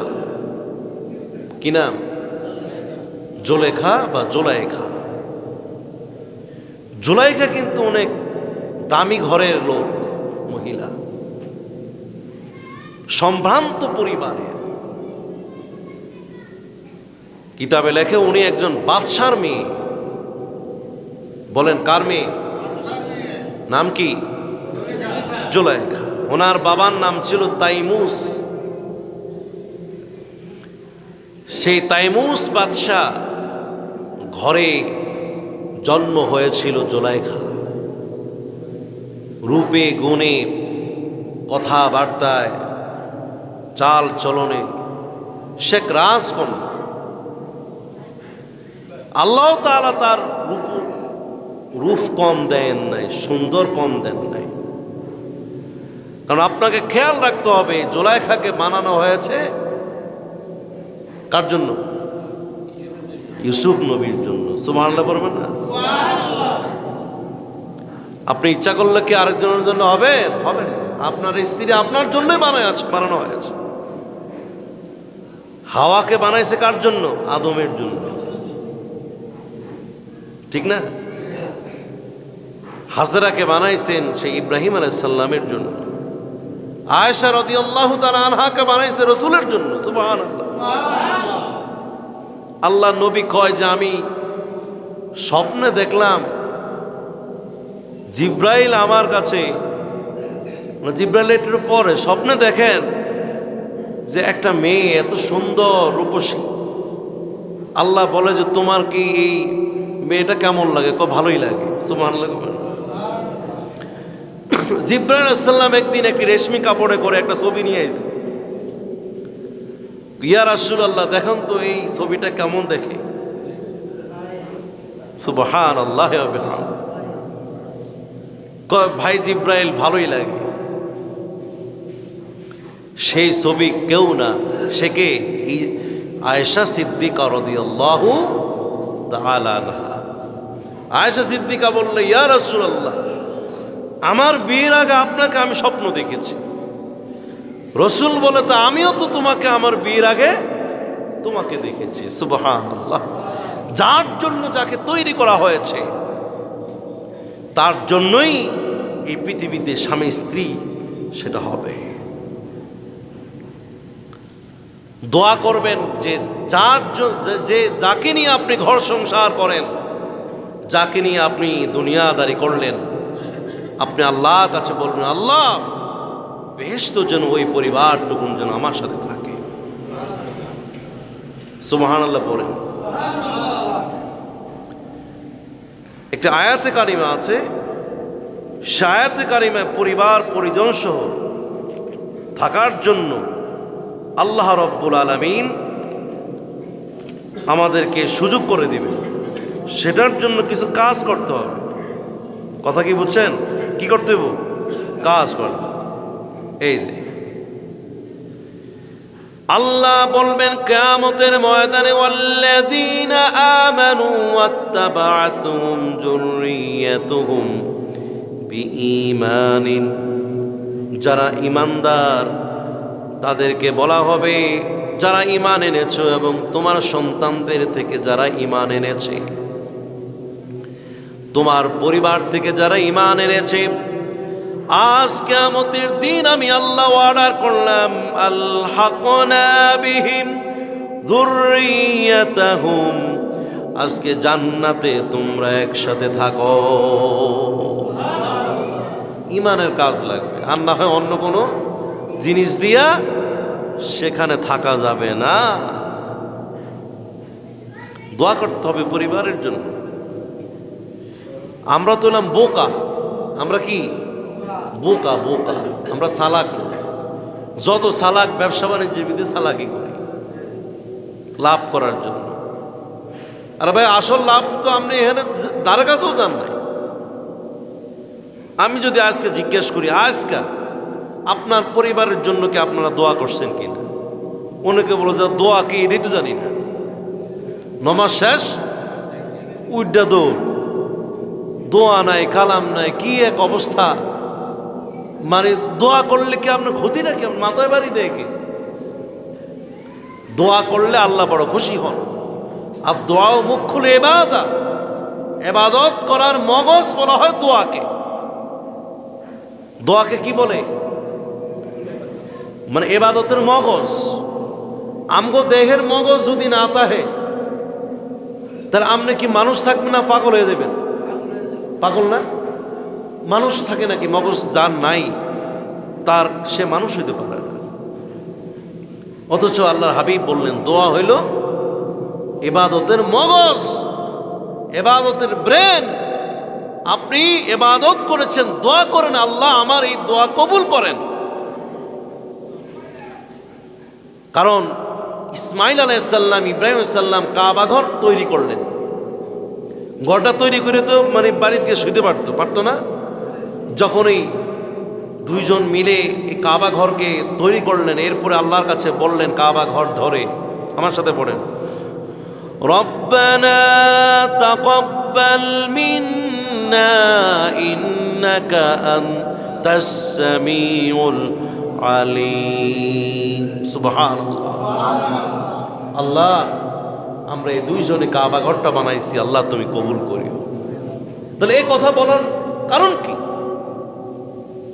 এটাই কারণ, যা ইবাদত করি সেটাকে আল্লাহর দরবারে পৌঁছাতে হলে, সে ইবাদতের যদি ফায়দা পেতে চাই, উপকার পেতে চাই, দোয়ার কোনো বিকল্প নাই। দোয়া খুবই অস্ত্র, মানুষের জন্য বড় অস্ত্র হচ্ছে, ধারালো অস্ত্র হচ্ছে দোয়া। সম্বল, এর বাইরে আর কিছুই নেই। কিন্তু আপনারা দোয়া করেন না। নিজের সন্তানের জন্য দোয়া করতে হবে, পরিবারের জন্য দোয়া করতে হবে, আপনি যেখানে থাকেন ওই ঘরটার জন্য দোয়া করতে হবে, যেখানে চলেন চলার মধ্যেও দোয়া করতে হবে। আপনার এগুলো যদি করেন তাহলে আপনাকে আল্লাহ পাক কবুল করবেন এবং এই ঘোষণাটা দিবেন, যাও পরিবার নিয়ে আজকে দুনিয়াতে ছিল, আখিরাতেও থাকো। সুবহানাল্লাহ। আদম হাওয়া স্বামী স্ত্রী ছিল কোথায়? এখন আছে কোথায়? বেহেশতে। ইব্রাহিম আলাইহিস সালাম, হাজার আলাইহিস সালাম, এরা কি স্বামী স্ত্রী? ওরা কোথায়? বেহেশতে। আমাদের নবী তার স্ত্রীদেরকে নিয়ে কোথায় আছে? বেহেশতে আছে। তাহলে আমি কেন থাকতে পারবো না? যাই হোক, আপনার কোত্থেকে যেন এই কথা আসলাম, জুলাইখা নিয়ে। হ্যাঁ, জুলাইখা উনি এক বাদশাহ তাইমুসের ঘরে তার জন্ম হয়েছিল। সম্ভ্রান্ত পরিবার, অত্যন্ত রূপবতী। এই কথা থেকে আসছিলাম যে তাকে বানানো হয়েছে কার জন্য? জুলাইখাকে বানাইছে কার জন্য? ইউসুফ আলাইহিস সালাম। স্বামী স্ত্রী, যার স্ত্রী তাকে বুঝতে হবে তাকে বানানো হয়েছে তার স্বামীর জন্য বানাইছে। কিন্তু ঘটনা হয় কি জানেন? ঘটনা হয় বিয়ের পরে আর স্বামী ভাল লাগে না, এরকম না? ওই রাস্তা রাস্তা হাঁটবো আর মানুষের দেখায়, আর ভাল লাগে না। স্বামীরও ভাল লাগে না, স্ত্রীরও ভাল লাগে না। কারণ আমাদের মধ্যে সেই আল্লাহর হুকুম বিধান নাই বলে আমাদেরকে তৃপ্তি নাই। তাহলে জুলাইখা ইউসুফ নবীর স্ত্রী হবেন এক সময়, তাহলে তার রূপে গুণে চলায় কথা বার্তায় ধ্যান ধারণায় হতে হবে একমাত্র আল্লাহমুখী। ঠিক কিনা বলেন? ফাসসালিহাতু কানিতাতুন, যারা নেককার নেকবতী, আল্লাহকে ভয় করে, আল্লাহর আনুগত্য করে, এই নেককার মানুষ নেককার জন্য হয়ে থাকে। আর সে জুলাইখাকে আল্লাহ পাক ইউসুফ নবীর জন্যই তৈরি করেছে। ছেলে মেয়ে যখন বড় হয় তখন বাবা মায়ের একটা চিন্তা পড়ে বিয়ে শাদীর ব্যাপার। মেয়ে বড় হলে পেরেশানি থাকে যে ভালো একটা পাত্র দেখে মেয়েটাকে বিয়ে দেওয়া। এটা সেই পৃথিবীর প্রথম থেকেই এই বিধান চলে এসেছে। শেষে এখন বিয়ে দিবেন, এখনকার মতো মেয়ে কিন্তু এই যে আগে 10, 15, 20 বছর আগের মেয়েরা আর এখনকার মেয়েদের মধ্যে পার্থক্য আছে নি? কোন জায়গায়? লজ্জা শরমে। আগে মহিলা দেখতাম, দেখলে দৌড়ের মাথায় বাইলের বেড়ার পিছে গিয়ে দৌড়াইত, আর এখন আয়া গার উপরে পড়ে। এরপরে কথা কি, আপনার গিয়া মাছ মূলিয়া মাছ কিনে, বুঝলেন? বাজার, বিরমপুর বাজারে গিয়ে দেখেন এরা মূলিয়া মাছ কিনে, আসলে ধরা খায়, বুঝলেন? এই সাহস 24 বছর আগে আমগো দেশের মহিলাকে ছিল। হায় হায়। আর এখন ওই যে আম করে পাইতো না আমরা করে, এই যে এখন এই যে আর এই যে 7 রমজান না, 20 রমজানের পর তুমি গিয়ে রায়পুর বাজার গিয়ে দেখেন, হ্যাঁ, জায়গা নাই, আমগো জায়গা নাই। আমগো হয়ে গেছে এখন মহিলা, তারা হয়ে গেছে কি পুরুষ, তারা পুরুষ হয়ে গেছে। ভাইরা, জুলাইখা বাদশার মেয়ে রাজকন্যা হবার পরেও বিয়ের কথা বলেছে, কিন্তু লজ্জা শরমে মুখ খোলে না, মুখ খোলে কিছু বলে না। কিন্তু ওনাদের কথা হলো যে একজন ভালো পাত্র পেলে আমরা এই জুলাইখাকে বিয়ে দিয়ে দেব। এখন যেহেতু উপযুক্ত হয়ে গিয়েছে রাজ দরবার, এই ঘরে অনেক লোক থাকে, মহিলারা থাকে, কাজের লোক থাকে। একটা বাদশার ঘরে যেরকম অবস্থা, প্রতিদিনই তো লোক থাকে না? আবার এই মেয়ের পিছনেও অনেক দাসীরা আছে, তার সাথে থাকে, তার সাথে কথাবার্তা বলে, আনন্দ করে। মেয়েটা খুব প্রফুল্ল ছিল, খুব আনন্দে ঘরটাকে মাতিয়ে রাখত। একটা মেয়ে ঘরের মধ্যে থাকলে ঘরটাকে মাতিয়ে রাখে না? ছেলেটা চাইতো মেয়েটা খুব আদরের থাকে। এই জুলাইখা পুরো ঘরটাকে এইভাবে উজ্জ্বল করে রাখতো, আনন্দ দিয়ে রাখত। বিয়ের কথা শোনার পরে যে বিয়ে দিবে আমার এই জুলাইখার পছন্দ মোতাবেক, যাকে পছন্দ হয় সেই যুবকের সাথে আমি বিয়ে দেব, একমাত্র আমার কন্যা জুলাইখা। জুলাইখার যখন বিয়ে শাদীর কথা হচ্ছে ঘরের মধ্যে, তিনি রাতে এক স্বপ্ন দেখলেন, অলৌকিক এক স্বপ্ন। সুবহান। স্বপ্নের কথা বললাম না ওই দিন, স্বপ্ন মানুষের ভবিষ্যৎবাণী করে। সেই জুলেখা রাজকন্যা রাতে ঘুমাইলেন, ঘুমের মধ্যে এক অস্বাভাবিক একটি স্বপ্ন দেখলেন। জীবনে আর কোনোদিন এরকম স্বপ্ন তিনি দেখেন নাই। সুবহানাল্লাহ। দেখলেন দূর থেকে এক, মনে হয় কি মানুষ না ফেরেশতা, এত সুন্দর। জুলেখা বলে, এত সুন্দর কি মানুষ হতে পারে? তার দিকে তাকায়া ওই যুবক জুলেখা বলে আমার দিকে তাকায়া মৃদু মৃদু হাসতেছে, চিৎকার দিয়ে বলে সুবহানাল্লাহ। আমি আর স্বপ্নেই আমার নিজেকে আমি মানাইতে পারিনি। এই মৃদু মৃদু হেসেই জুলেখা বললেন, আমি তার দিকে হাত প্রসারিত করলাম, কিন্তু মুহূর্তের মধ্যে সেই যুবক চলে গেল, আমার ঘুমটা ভেঙে গেল। সুবহানাল্লাহ। সারা রাত আর ঘুম হয় না। অবস্থাটা হচ্ছে এরকম যে বলে যে এই ভাত খায় না, পানি খায় না, ওখানে গিয়ে বসে থাকে, ওখানে বসে থাকে, অন্যদিকে মনস্ক, কথাবার্তা নাই। কি আগে ছিল একরকম, হঠাৎ করে সে কেমন জানি অন্যমনস্ক হয়ে গেল, ধ্যান ধারণা কোন দিকে চলে গেল। দিন দিন তার চেহারাও শুকিয়ে যাচ্ছে। তখন যতই তার বাবা মা জিজ্ঞেস করে, কিন্তু বলে না যে কেন সে এরকম করছে। কারণ এই লজ্জাবতী মহিলা তারা, আল্লাহওয়ালা মহিলা তারা। তার বাবা মা বাড়ির অন্যান্য মেয়েদেরকে বলল, তোমাদের মাধ্যমে একটু দেখো তো জুলেখার কি সমস্যা, কোন জায়গায় কি একটু কথা বের করতে পারো কিনা। বান্ধবীরা তার কাছে আসলো, জুলেখা তোমার কি হলো, তুমি কথা বলছো না কেন, তোমার খানা বন্ধ কেন, তোমার কি সমস্যা আমাদেরকে বলো, তোমার বাবা মার কাছে না বললো আমাদের কাছে বলো। কথা বলার পিড়াপিড়ির মধ্যেই জুলেখা বলল, তাইলে শোনো বান্ধবীরা রে,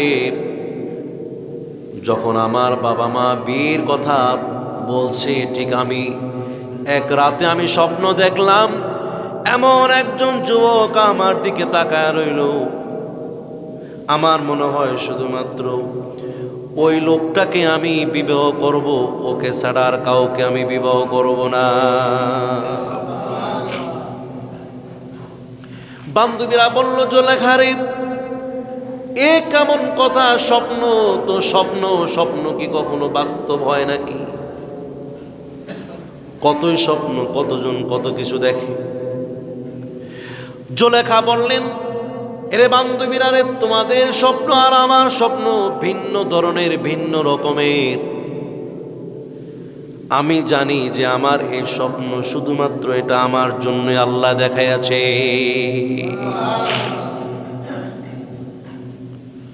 বান্ধবীরা বলল, জুলেখা রে তুমি যে যুবকের কথা বলো, যে যুবকের বর্ণনা তুমি দিলা, আমার মনে হয়, আমাদের মনে হয় এই যুবক কোনো মানুষ না, মনে হয় আল্লাহর ফেরেশতা বা কোনো জিন জাতির কোনো জিন হবে। যদি জিন হয়ে থাকে, জিন কোথায় পাইবা? আর যদি ফেরেশতাই যদি হয়ে থাকে, তাহলে ফেরেশতা তো কোনোদিন তোমার জীবিত থাকাকালীন দুনিয়ার মধ্যে তোমার নসিবে হবে না।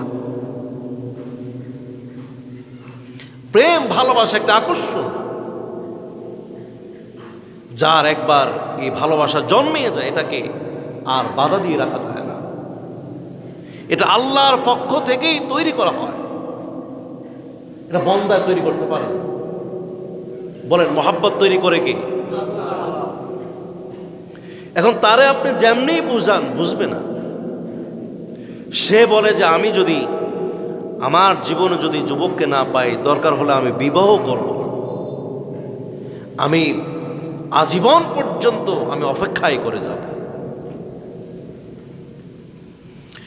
বান্ধবীরা আবার বলল, নাম নাই ঠিকানা নাই, যদি মানুষ হয়ে থাকে তাহলে নামও নাই ঠিকানা নাই কিছুই নাই, তাহলে তুমি বা আমরা তাকে কোত্থেকে তোমাকে সেই যুবককে খুঁজে দেব।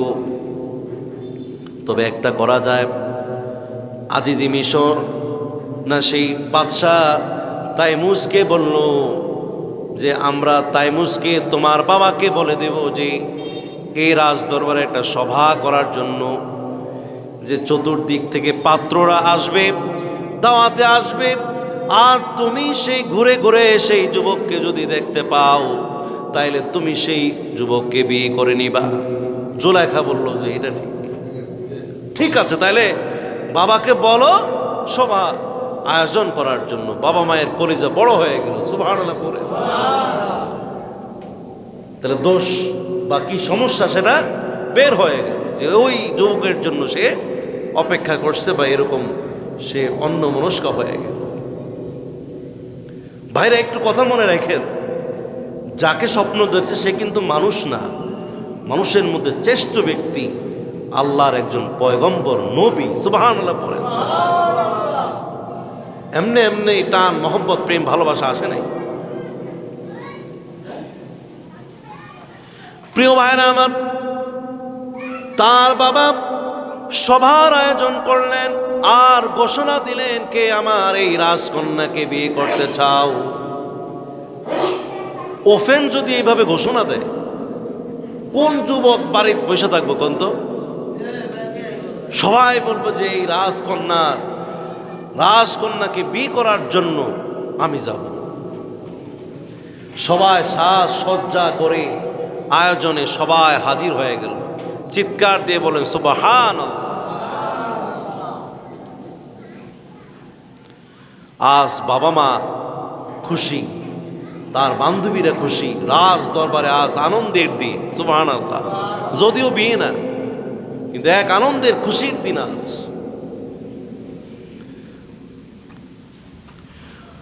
সভার আয়োজন শেষে যুবকরা যখন প্রত্যেকেই খানা পিনার জন্য বসলেন, জুলেখাকে অনুমতি দেয়া হলো। জুলেখা প্রত্যেকটা টেবিলে টেবিলে গিয়া প্রত্যেক যুবকের সামনে গিয়ে যখন দেখলেন ওই স্বপ্নের যেই যুবকের চেহারা, এই চেহারার সাথে এক যুবকের কোনো মিল নাই।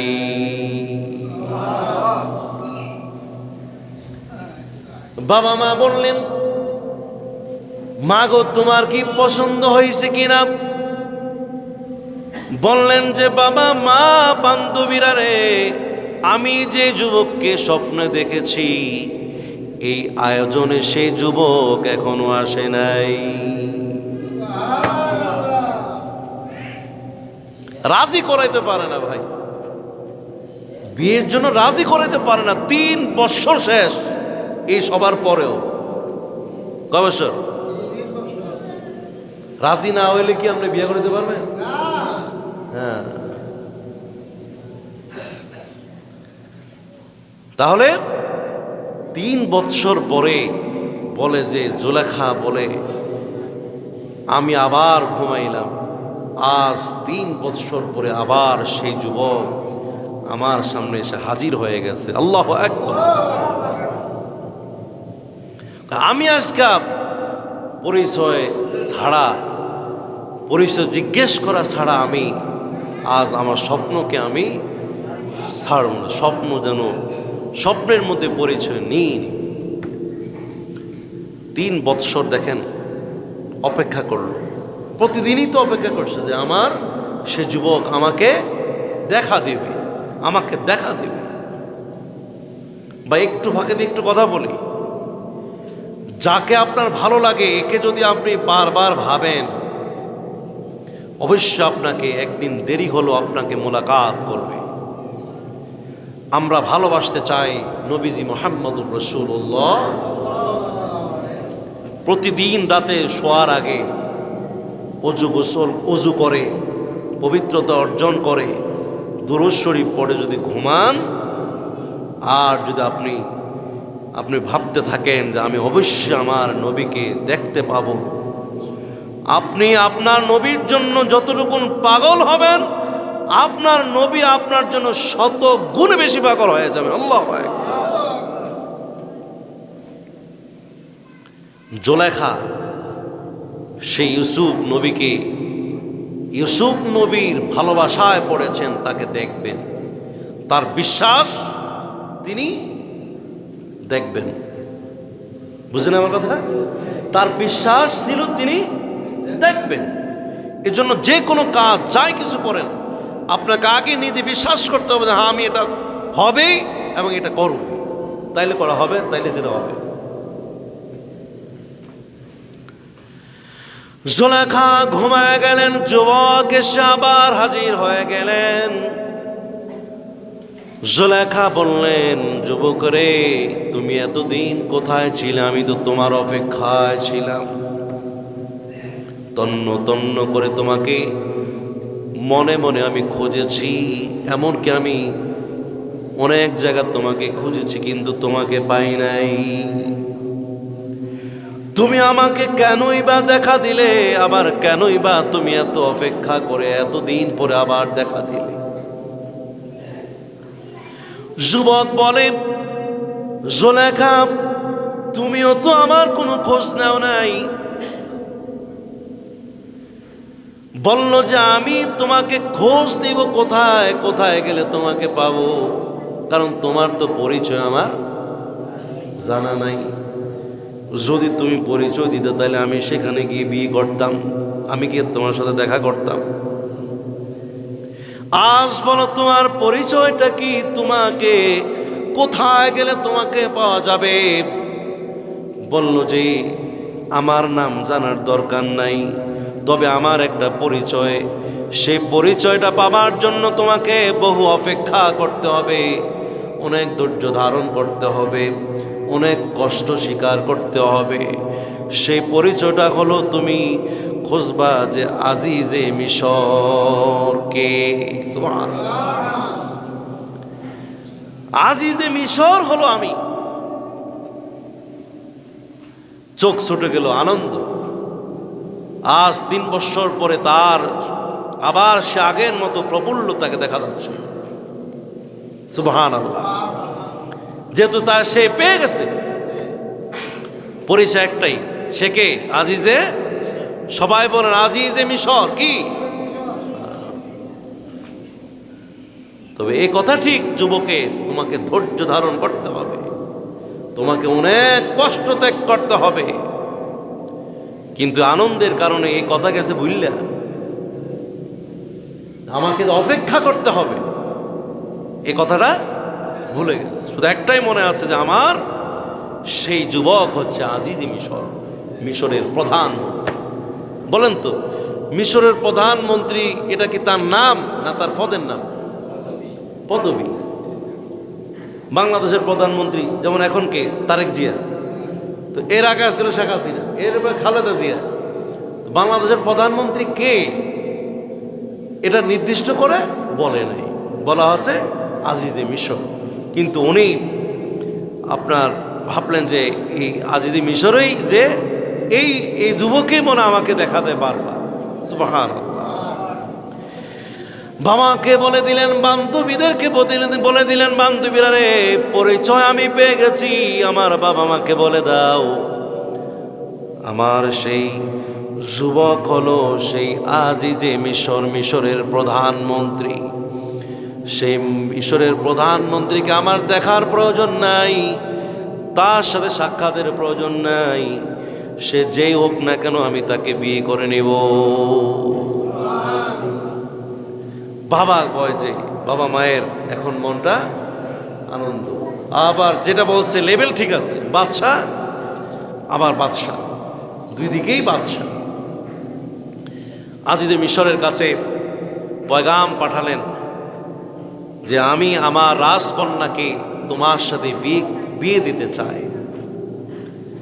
আজিজে মিশর বলে যে এখানে আমার কোনো দ্বিমত না, আপনার মেয়েকে আমার কাছে বিয়ে দিবেন আমি এটা সাদরে আমি গ্রহণ করে নিলাম। সুবহানাল্লাহ। বিয়ে হয়ে গেল। ঘটনাটা কি? ঘটনা হইল যখন তারা আপনার স্বামী স্ত্রীর ঘরে যখন তারা গেলেন, গিয়ে দেখে কি, আমি কি করলাম? স্বপ্নের কথা মনে পড়ে গেল। যুবক তো আমাকে বলেছে, আজিজে মিশর, তোমাকে অপেক্ষা করতে হবে, তোমাকে অনেক দুঃখ ক্লেশ বিপদের সম্মুখীন হতে হবে। আমি না দেখে না শুনে আমি কেন এই বিয়ে আমি নিজে করে করলাম? আমি তো এটা আমার সে আজিজে মিশরই না। আজিজে মিশর তো তার নাম না, এটা হলো একটা পদবীর নাম। আমি তো ভুল করে ফেলেছি। তারপর আশা ছাড়ে না। সুবহানাল্লাহ পড়ে, যা আমাকে আল্লাহ পাক যা দেখাইছে আমি সেটা পাবো। তবে যুবক আমার যে কথা কইছে আমি এখন সেগুলি পালন করব। কি সেটা? অপেক্ষাও করব, কষ্ট করলে কষ্ট করব। তারপর আমার সে যুবক আমাকে দেখা দিবে এবং আমি পাবো ইনশাআল্লাহ। কন্যা ইনশাআল্লাহ পরে সকল ইনশাআল্লাহ পাবোই। আমি যাকে আমি ভালোবাসছি, যাকে আমি প্রেম দিয়েছি, যার প্রতি আমার প্রেম জেগেছে, আমি তাকে পাবোই। এটা আল্লাহর কাছে তার আবদার। স্বামীকে বললেন, স্বামী গো, আপনাকে বিয়ে করা স্বামী আপনি, আর আমি হলাম আপনার স্ত্রী। তবে আপনার যতটুকু অধিকার আমার প্রতি আছে, আমার অধিকার আপনার প্রতি ততটুকু আছে। আপনার কাছে আমি একটু অনুরোধ করব, একটি কথা, একটি শর্ত আমার থেকে আছে। কারণ আমাকে ব্যবহার আপনি যে কোনো সময় করতে পারবেন স্ত্রী হিসাবে। তবে আমার বিয়ের আগ থেকে আমার একটা প্রতিজ্ঞা আছে। আমার একটা আমল শুরু হয়েছে, আমলটুকুন 7 বছরের জন্য আমি করেছি। কয় বছর? 7 বছরের জন্য আমি এই আমলটুকুন শুরু করে দিয়েছি। 7 বছর আগে আপনার সাথে আমার শারীরিক কোনো সম্পর্ক হবে না, এরপর আপনার সাথে সম্পর্ক হবে। বাদশাহ বলে, মিশর আজিজে মিশর বলে, ঠিক আছে স্ত্রী তুমি যেভাবে বলো আমি শর্ত মানলাম, মেনে নিলাম। সুবহানাল্লাহ। ভাইরা আমার, এভাবে দিন কাটতেছে। কার ঘরে? আজিজে মিশর। সবাই বলেন কার ঘরে? আজিজে মিশর। এর মধ্যেই সেই মালিক বিন জাস গোলাম ইউসুফ নবীকে বিক্রি করলেন। কেউ কিনলেন না, কিনলো কে? সুবহানাল্লাহ কইবেন না? আজিজে মিশর সেই গোলামকে কিনে নিয়ে এসেছে। আল্লাহ পাক কোরআনের মধ্যে সূরা 21 নম্বর আয়াতের মধ্যে ঘোষণা দিলেন, وقال الذي اشتراه من مصر لامرأته أكرمي مثواه عسى أن ينفعنا أو نتخذه ولدا।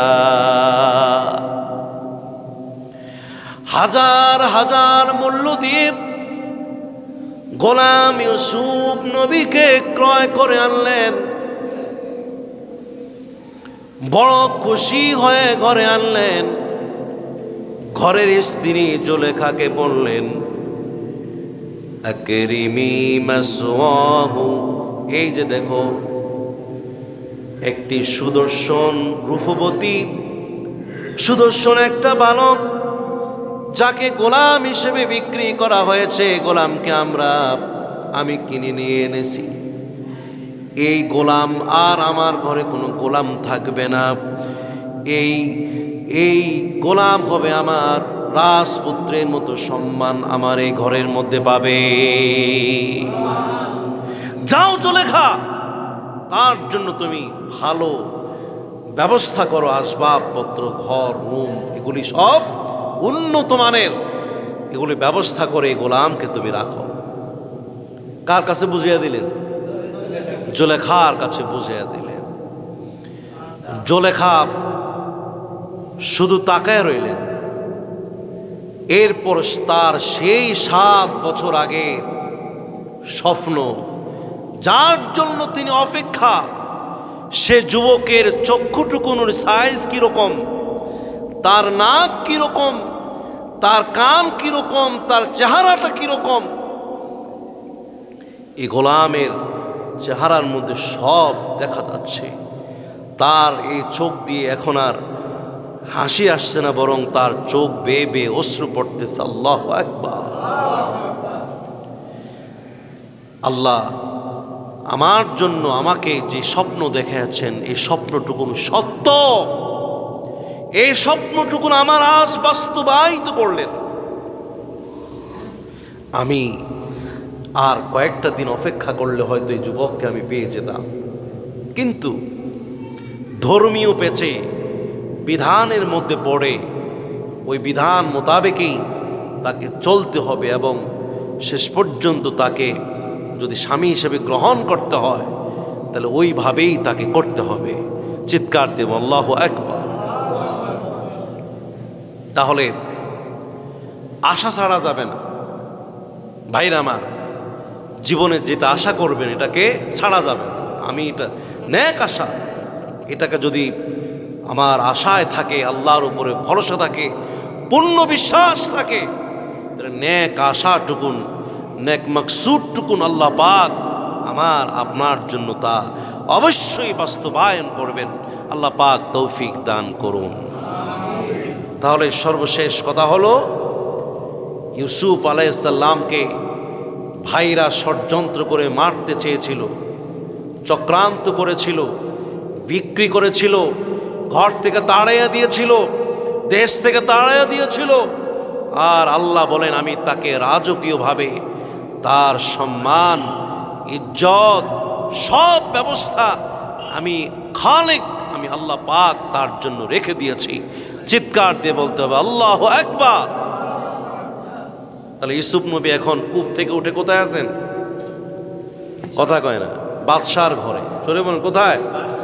বাদশার ঘরে আছে।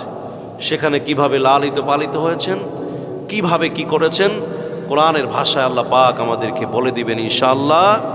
আল্লাহ পাক আগামীকাল পর্যন্ত আমাদেরকে বাঁচিয়ে রাখুক বলে আমিন। যে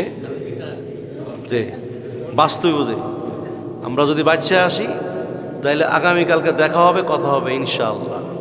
সবাই বলেন ইনশাআল্লাহ। আল্লাহ পাক আমাদের